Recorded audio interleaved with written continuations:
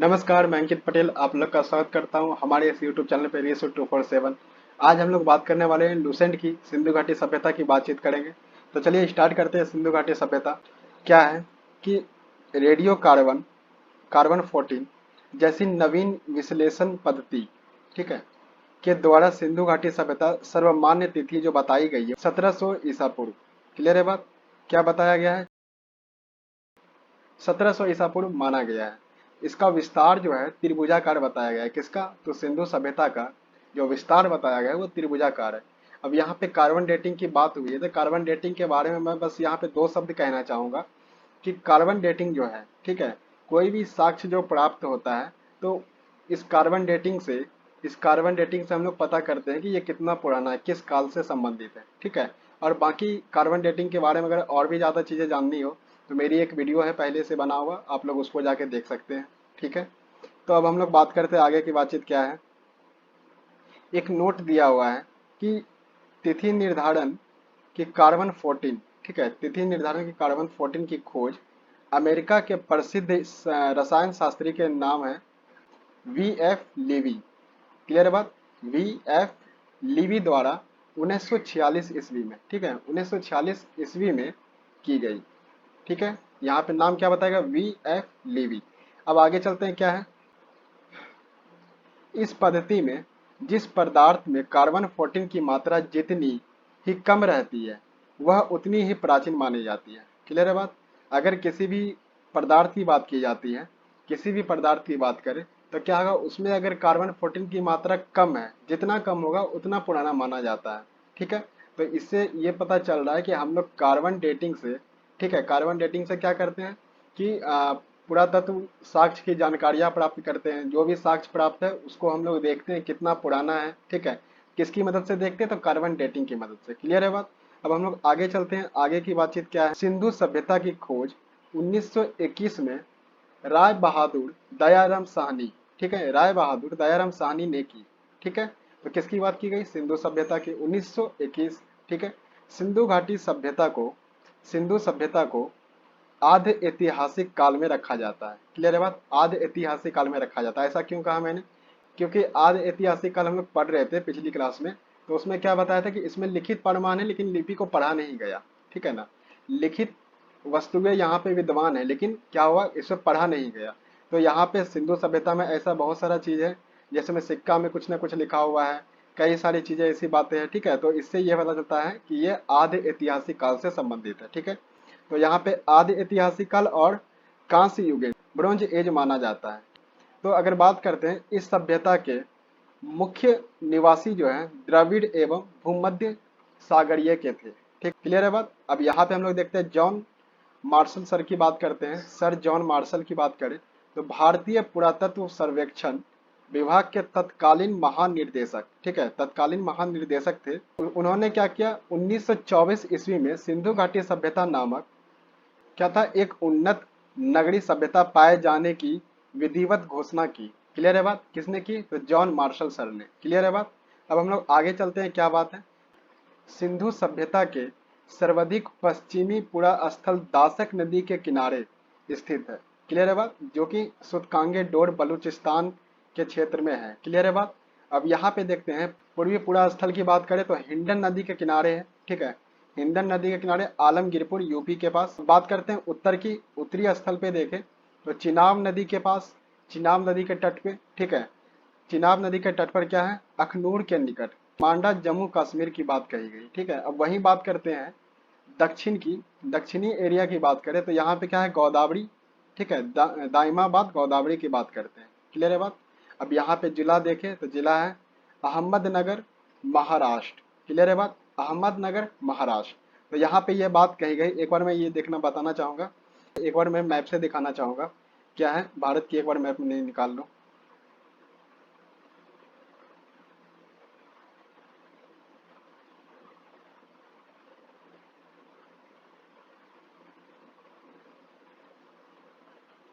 हाँ, तो ये जो मैप है इसमें आप लोग देख सकते हैं कि ये यहाँ पे, ठीक है, ये जम्मू कश्मीर का एरिया, ये जो मैं सर्कल कर रहा हूँ, ठीक है, ये कौन सा क्षेत्र बताया गया, ये मांडा बताया गया, ठीक है, चिनाब मांडा, ठीक है। अब यहाँ पे बात करते हैं यूपी के आसपास की, ठीक है। तो यूपी के आसपास क्या बताया गया, आलमगीरपुर, क्लियर है बात, आलमगीरपुर और हिंडन नदी, ठीक है, आलमगीरपुर हिंडन नदी। उसके बाद अगर बात करें महाराष्ट्र के एरिया की बात करें, तो महाराष्ट्र के एरिया में क्या बताया गया, यहाँ पे आसपास में गोदावरी नदी, ठीक है, गोदावरी गोदावरी नदी और दाइमाबाद बताया गया, क्लियर है बात। अब यहीं पे अगर बात करें बलूचिस्तान के आसपास की बात करते हैं, ठीक है, ये लगभग कुछ ऐसा, तो यहाँ पे आसपास में बलूचिस्तान इस एरिया में इस तरह से फैला हुआ था, लगभग क्या था, त्रिभुजाकार, ठीक है। तो लगभग यहाँ की बात करें तो यहाँ पे मान लेते हैं कि ये जो लास्ट छोर है, ठीक है, क्या था, दासक नदी के पास, क्या था जगह का नाम, तो सुदकांगे डोर, क्लियर है बात। तो ये बात मैं बताना चाह रहा था, आई होप आप लोग को क्लियर हो गया होगा।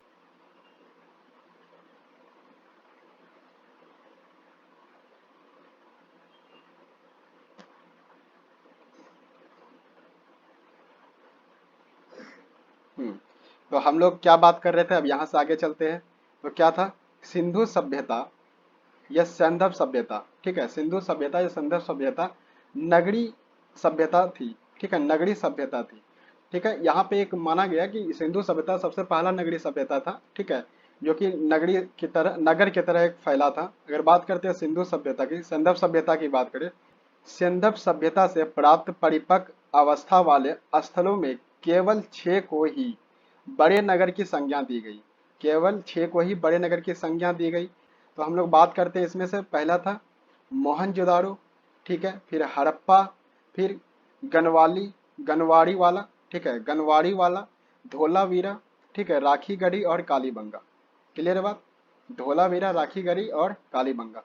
तो ये 6 स्थल को नगर का संज्ञा दिया गया था, क्लियर है बात। अब बात करते हैं स्वतंत्रता प्राप्ति पश्चात हड़प्पा सभ्यता, हड़प्पा संस्कृति की बात करें, तो हड़प्पा संस्कृति के सर्वाधिक स्थल गुजरात से खोजे गए हैं, क्लियर है बात। तो सर्वाधिक स्थल जो अभी भी खोजी गई है आजादी के बाद की बात करें, तो गुजरात में खोजी गई है, क्लियर है बात, गुजरात में खोजी गई है, क्लियर है बात। अब हम लोग आगे चलते हैं, तो क्या बात है, सिंधु सभ्यता, सिंधु घाटी सभ्यता का सबसे बड़ा स्थल मोहनजोदारो है, ठीक है, सबसे बड़ा स्थल क्या है, मोहनजोदारो है।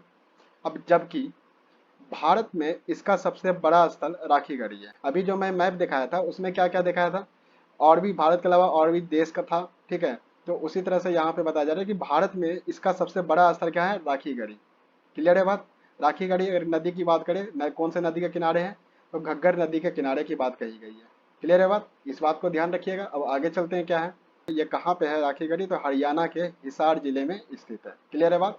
अब बात करते हैं इसकी खोज की बात करें, तो 1963 में, 1963 ईस्वी में क्या हुआ, सूरज भान ने की थी, क्लियर है बात, सूरज भान ने की थी। अब बात करते हैं लोथल की, लोथल और सुरकोटदा की बात करते थे, सिंधु सभ्यता का बंदरगाह था।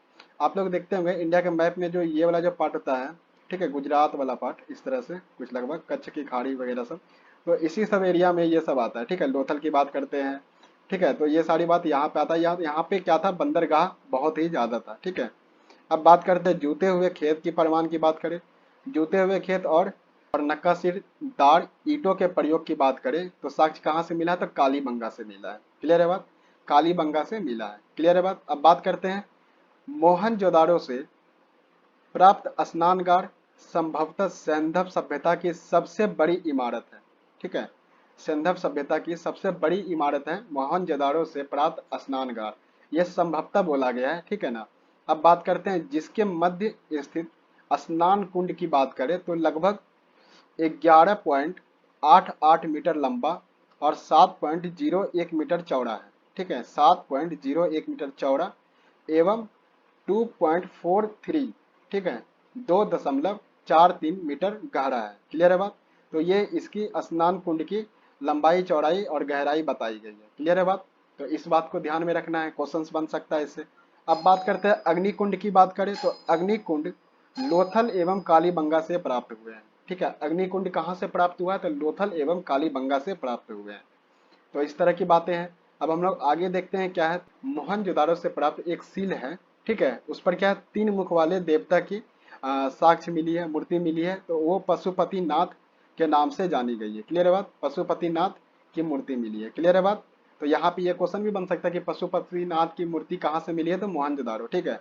अब उनके चारों ओर की बात करें, तो हाथी है, गेंडा है, चीता है, ठीक है, और भैंसा है। क्लियर है बात, भैंसा विराजमान है। तो इस तरह की जो सील मिली है कहाँ से मिली है, तो मोहनजोदाड़ो से मिली है। क्लियर है बात। अब मोहनजोदाड़ो से बात करते हैं और भी क्या मिला है, तो मोहनजोदाड़ो से नर्तकी की एक कांस्य मूर्ति मिली है। ठीक है, नर्तकी की एक कांस्य मूर्ति मिली है। अब बात करते हैं हड़प्पा की मोहरों पर सबसे अधिक एक श्रृंगी पशु का अंकन मिला है। क्लियर है बात, कहाँ से, तो हड़प्पा से। अब बात करते हैं यहाँ से प्राप्त एक एक आयताकार मोहरे से स्त्री के गर्भ से। ठीक है, यहाँ से प्राप्त एक आयताकार मोहर से स्त्री के गर्भ से निकलता पौधा दिखाया गया है। क्लियर है बात, स्त्री के गर्भ से निकलता पौधा दिखाया गया है। ठीक है, अब बात करते हैं मनके बनाने का कारखाना। मनके बनाने का कारखाने की बात करें तो ये कहाँ कहाँ था, लोथल और चनहुद्रो। क्लियर है बात, लोथल और चनहुद्रो की बात कही गई। ठीक है, अब बात करते हैं सिंधु सभ्यता की लिपि की बात करते हैं तो ये भाव चित्रात्मक था। ठीक है, ये भाव चित्रात्मक था। सिंधु सभ्यता की लिपि की बात करते हैं तो ये क्या था, भाव चित्रात्मक था। ठीक है, यह लिपि दाई से बाई और लिखी जाती थी। तो यहाँ पे क्या बताया कि जब अभिलेख एक से अधिक पंक्ति का हो। ठीक है, जब अभिलेख जो होता था एक से अधिक पंक्ति का होता था तो क्या होता था, पहले दाएं से बाएं, फिर बाएं से दाएं, फिर दाएं से बाएं, फिर बाएं से दाएं लिखा जाता था, जो मैंने अभी थोड़ी देर पहले यहाँ पे किया था। ठीक है, तो ये बात इस तरह से बताई गई है। अब बात करते हैं, एक नोट दिया हुआ है कि लेखन कला की उचित प्रणाली विकसित करने वाली पहली सभ्यता सुमेरियन की सभ्यता थी। ठीक है, यहाँ पे एक नोट दिया हुआ है, नोट में क्या लिखा हुआ है कि लेखन कला की उचित प्रणाली विकसित करने वाली पहली सभ्यता कौन सी थी, तो सुमेरियन सभ्यता का नाम आता है। ठीक है, सुमेरियन सभ्यता थी। यहाँ पे ये बात बताई गई है। अब हम लोग आगे चलते हैं, क्या है आगे की बातचीत करते हैं। इस सिंधु सभ्यता के लोगों ने नगरों और घरों, अगर नगरों और घरों की बात करें तो नगरों और घरों के विन्यास के लिए ग्रिड पद्धति, ठीक है, ग्रिड पद्धति का अपनाया था। क्लियर है बात, ग्रिड पद्धति को अपनाया था। अब बात करते हैं, घरों के दरवाजे और खिड़कियां सड़क की ओर न खुलकर पिछवाड़े की ओर खोला करते थे, घर के पिछवाड़े की ओर खोला करते थे। ठीक है, ये बात कही गई। अब बात करते हैं, केवल लोथल नगर के घरों के दरवाजे जो है मुख्य सड़क की ओर खुला होती थी। ठीक है, मुख्य सड़क की ओर खुली होती थी। तो ये बात कहाँ थी, तो ये लोथल में थी। ठीक है, तो ये एक्सेप्शनल है, अपवाद है। ठीक है, इसे याद रखिएगा। अब सिंधु सभ्यता में मुख्य फसल की बात करें तो गेहूं और जौ की बात कही गई है, गेहूं और जौ की बात कही गई है। ठीक है, अब हम लोग बात करते हैं, संधववासी मिठाई के लिए क्या प्रयोग करते थे, तो शहद का प्रयोग करते थे। ठीक है, अब बात करते हैं कि मिट्टी से बने हल का साक्ष्य कहाँ से मिलता है, मिट्टी से बने हल का साक्ष्य बनवाली से मिलता है। ठीक है, रंगपुर एवं लोथल की बात करें, रंगपुर एवं लोथल से चावल के दाने मिले हैं, रंगपुर एवं लोथल से चावल के दाने मिले हैं जिनसे धान की खेती होने का प्रमाण मिलता है। ठीक है, इससे क्या पता चलता है कि धान की खेती हुआ करती थी। ठीक है, कहाँ पे, तो रंगपुर में। क्लियर है बात। अब बात करते हैं चावल के प्रथम साक्ष्य की बात करें तो लोथल से प्राप्त हुआ है। क्लियर है, हम लोग आगे चलते हैं, सुरकोटदा कालीबंगा एवं लोथल की बात करते हैं तो यहाँ से क्या हुआ है कि सैंधवकालीन घोड़े का अस्थि पंजा मिला है। तोल की इकाई की बात करें, तोल की इकाई संभवतः 16 के अनुपात में थी। तौल की इकाई जो होती है तौलने वाले वेट करने के लिए, तो उसकी जो इकाई थी संभवतः 16 की इकाई में थी, 16 के अनुपात में थी। ठीक है, तो ये बातें कही गई। अब बात करते हैं, सिंधव सभ्यता के लोग यातायात के लिए 2 पहिए एवं 4 पहिए वाली बैलगाड़ी का प्रयोग और भैंसा गाड़ी का प्रयोग क्या करते थे। क्लियर है बात, बैलगाड़ी का और भैंसा गाड़ी का प्रयोग क्या करते थे। क्लियर है, हम लोग देखते हैं अब क्या कि मेसोपोटामिया के अभिलेख का मेलुहा शब्द, ठीक है, अभिलेख में वर्णित मेलुहा शब्द की बात करते हैं तो वो क्या है कि शब्द का अभिप्राय सिंधु सभ्यता से ही मिलता है। क्लियर है, बात करते हैं, संभवतः हड़प्पा संस्कृति का शासन जो है वणिक वर्ग के हाथों में था। क्लियर है बात, वणिक वर्ग के हाथों में था। ठीक है, हम लोग आगे देखते हैं क्या है।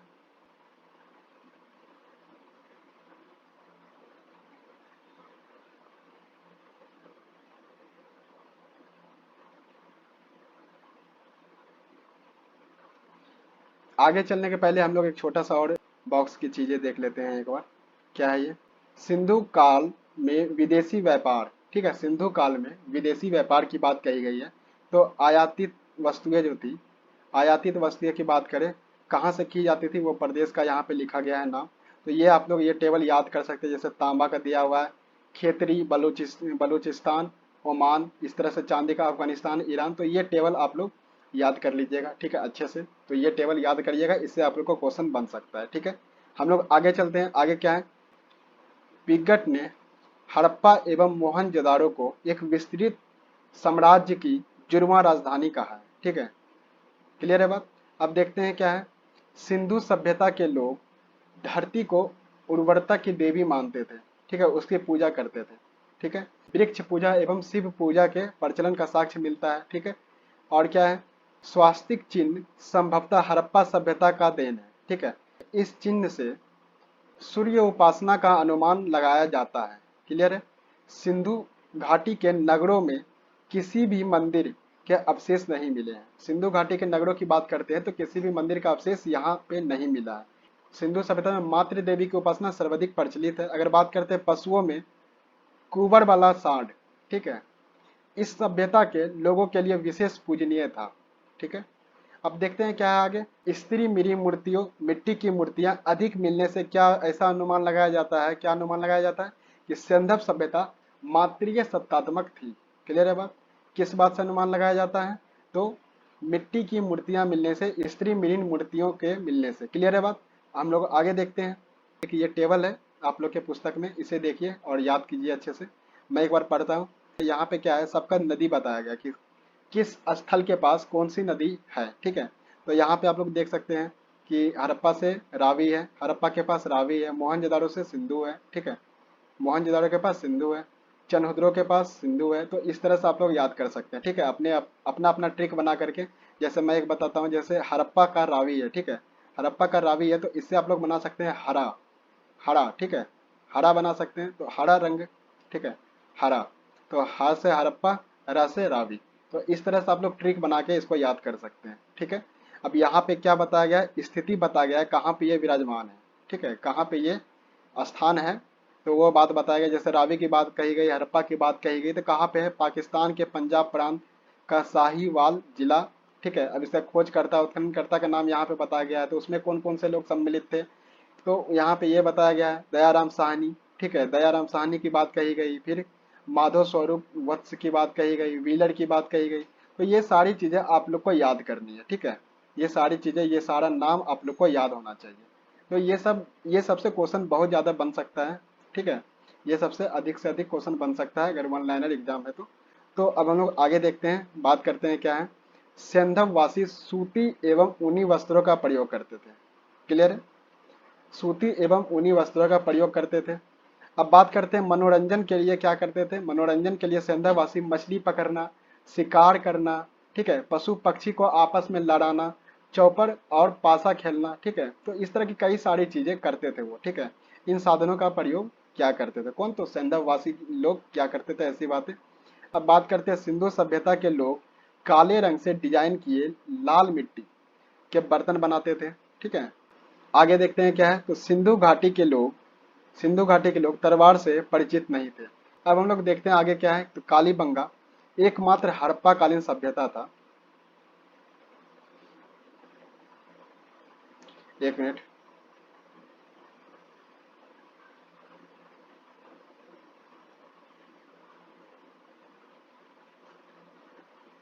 अब यहाँ पे हम लोग देखते हैं क्या है, कालीबंगा एकमात्र हड़प्पा कालीन स्थल था जिसका निचला भाग, ठीक है, जिसका निचला शहर भी किले से घिरा हुआ था, ठीक है। कालीबंगा का अर्थ क्या है, काली चूड़िया, ठीक है, कालीबंगा का अर्थ क्या है, काली चूड़िया। तो यहाँ से ये बात पता चल सकता है, चूड़ी की बात करें तो कहाँ से, कालीबंगा से है, ठीक है। अब बात यहाँ से देखें तो पूर्वी हड़प्पा अस्त्रों के खेत जोते जाने के और अग्नि पूजन के, ठीक है, अग्नि पूजन की प्रथा का प्रमाण मिलता है, ठीक है। तो ये बात कही गई। अब बात करते हैं पर्दा प्रथा एवं वैश्यावृत्ति सिंधव सभ्यता में प्रचलित था। यहाँ पे बात करें तो सिंधव सभ्यता में ये बातें प्रचलित थी, ठीक है। अब शवों को जलाने की बात कही गई, तो शवों को जलाने एवं गाड़ने, यानी दोनों प्रथा प्रचलित थी, दोनों बातें होती थी, जलाया भी जाता था और जमीन के अंदर गाड़ा भी जाता था। अब बात करते हैं कि हड़प्पा में शवों को दफनाने जबकि मोहनजोदाड़ो में जलाने की प्रथा विद्यमान थी, क्लियर है बात। अब बात करते हैं लोथल और कालीबंगा में, तो लोथल और कालीबंगा में युग्म समाधि मिली है, ठीक है, युग्म समाधि मिली है, मतलब एक ही में दो, ठीक है, युग्म समाधि मिली है। सिंधव सभ्यता का विनाश का संभवतः सबसे प्रभावशाली कारण जो बताया गया है वो क्या बताया गया है, तो बाढ़ बताया गया है। क्लियर है, तो इस बात को ध्यान में रखिएगा। अब बात करें आग में पकी हुई मिट्टी को टेराकोटा कहा जाता था। अगर बात करें तो आग में पकी हुई मिट्टी को टेराकोटा कहा जाता था। तो यहाँ तक ये बातें सिंधु सभ्यता की क्लियर हो गई लूसेंट के अकॉर्डिंग। बहुत सारी बातें इसमें दी गई है। अगर मैं यहाँ पे एक बात बताना चाहूँगा, आप लोग को कहना चाहूँगा कि जैसे यहाँ पे बहुत सारी चीज़ें दी गई है कि क्या है ना कि यहाँ से ये चीज़ मिला है, हड़प्पा से ये सारी चीज़ें मिली है, मोहनजोदारो से ये सारी चीज़ें मिली है। अगर यहाँ से याद आप लोग कर रहे हैं टेबल बना के तो ठीक है, आप लोग कर लीजिए, अच्छी बात है। अगर नहीं हो पा रही है तो मेरा अगले 2-3 दिन में, ठीक है, जैसे कि मैं एक और प्ले लिस्ट जो है मेरा एंशिएंट हिस्ट्री का, उसमें सिंधु सभ्यता स्टार्ट होने वाली है, उसमें भी तो उसमें भी मैं थोड़ा डिटेल में इसे, ये तो बहुत शॉर्ट में है, इसमें मैं उसमें बहुत डिटेल में विस्तार में बताने वाला हूँ। अगर आप लोग वहाँ से भी देखना चाहो तो देख सकते हो। और वहाँ पे मैं एक अलग अलग से एक वीडियो बना करके डालूंगा कि कहाँ से कौन कौन सी साक्ष्य की प्राप्ति हुई है, ठीक है। तो आप लोग वहाँ से देख करके मैं एक माइंड मैप के फॉर्मेट में तैयार करके उसको आप लोग के सामने दिखाऊंगा। तो आई होप आप लोग को वो पसंद आएगा। तो एक बार आप लोग वहां से देखिए, उसे याद कर सकते हैं। अदरवाइज यहाँ से भी आप लोग इसे याद कर सकते हैं अपने अनुसार टेबल बना करके, ठीक है। तो आज का वीडियो हम लोग यहीं पे समाप्त करेंगे। नेक्स्ट क्लास में देखेंगे क्या, वैदिक सभ्यता की बात करेंगे। तो वैदिक सभ्यता हम लोग स्टार्ट करेंगे। आज की क्लास में हम लोग यहीं पे रुकेंगे, ठीक है। आप लोग बने रहिए। नमस्कार।